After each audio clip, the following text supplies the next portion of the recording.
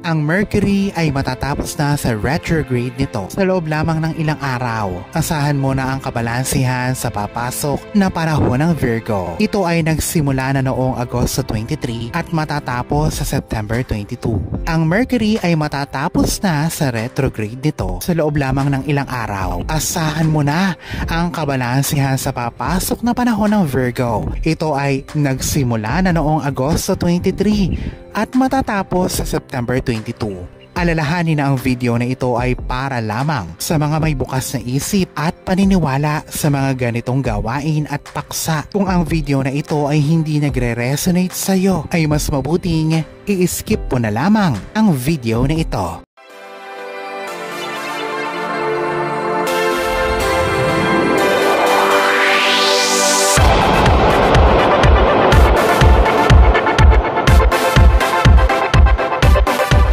Virgo, ihanda na ang sarili para sa isang regalo. Habang ito na ang season o panahon, ang anumang nagpapabigat sa iyo ay mawawala na. Ang closure, emotional support, kabalansihan at pagpapatawad ay mangyayari na habang ipinagpapatuloy mo na mabuhay sa pagpapakumbaba at kapayapaan. Virgo, ihanda na ang sarili para sa isang regalo. Habang ito na ang season o panahon, ang anumang nagpapabigat sa iyo ay mawawala na. Ang closure, emotional support, kabalansihan at pagpapatawad ay mangyayari habang ipinagpapatuloy mo na mabuhay sa pagpapakumbaba at kapayapaan. Sagittarius, gusto mong ikaw ay nakikilala at sa panahong ito, iyan ang mangyayari sa iyo. Ang earthy energy ng Virgo ay ang siyang mistulang hangin na nagpapaalab sa apoy mo, Sagittarius. Habang ang mga importanteng relasyon sa buhay ay napapangalagaan, ang iyong matapang na personalidad ay ang siyang gagantimpalaan ka sa iyong trabaho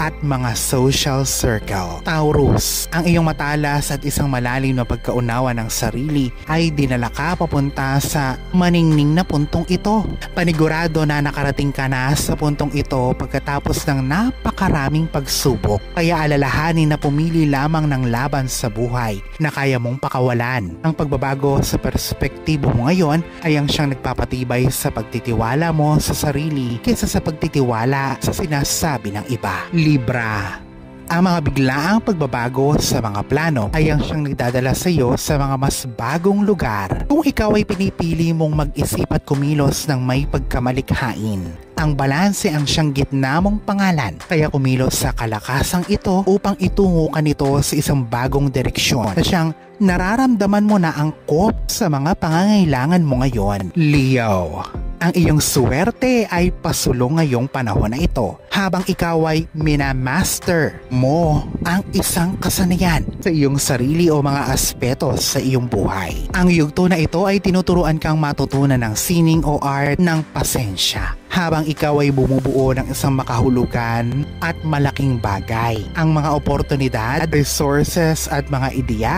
ay pumapasok ng hindi inaasahan. Pag-aralan ng mga ito at ito ay angkinin. Cancer, gumaganda na ang mga sitwasyon sa ngayon at ang mga problema ay unti-unti nang nawawala. Umuo dito ng may kumpiyansa sa lugar na hindi mo kilala, ngunit pamilyar ka dito dahil sa iyong intuition. Magbubunga na din ang mga pagpupuyat at pagsisipag mo ngayon. Kailangan mo lamang na magtiwala sa sarili at sa cosmos. Sundin ang iyong inner compass ng may kababaang loob at puso ng may pakiramdam na hindi mo na kailangang sagutin ang lahat ng bagay. Gemini, mag-focus at mag-isip ng para sa long-term, Gemini. Tawagin pabalik ang iyong enerhiya. Tawagin pabalik ang iyong enerhiya papunta sa iyong sarili. Maupo sa iyong mga ideya at pag-usapan ang mga kinatatakutan mo. Isang magandang kinabukasan na naghihintay sa iyo kung ikaw ay handang bitawan na ang kung anong nakuha at naipon upang mas tumaas ang antas sa buhay. Capricorn, hindi ka basta-basta lumalayo sa mga pagsubok, pero kung ang nakaraan ay nagpapakita sa iyo upang pahinain ang loob mo,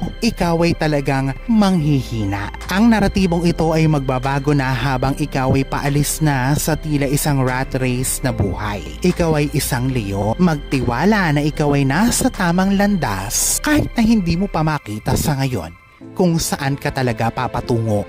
Alalahanin na sa poong may kapal pa din, nagmumula ang lahat ng pagpapala.